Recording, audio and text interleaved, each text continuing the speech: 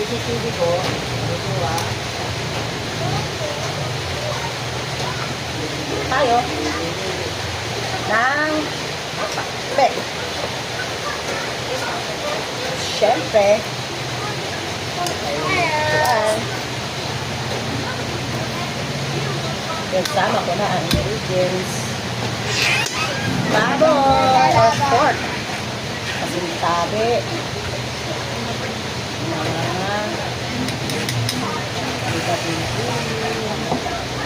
Ay, hindi ko napindot ang aking tuan.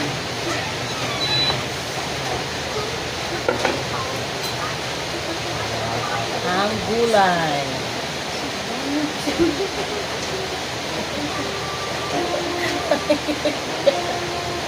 Luta ako.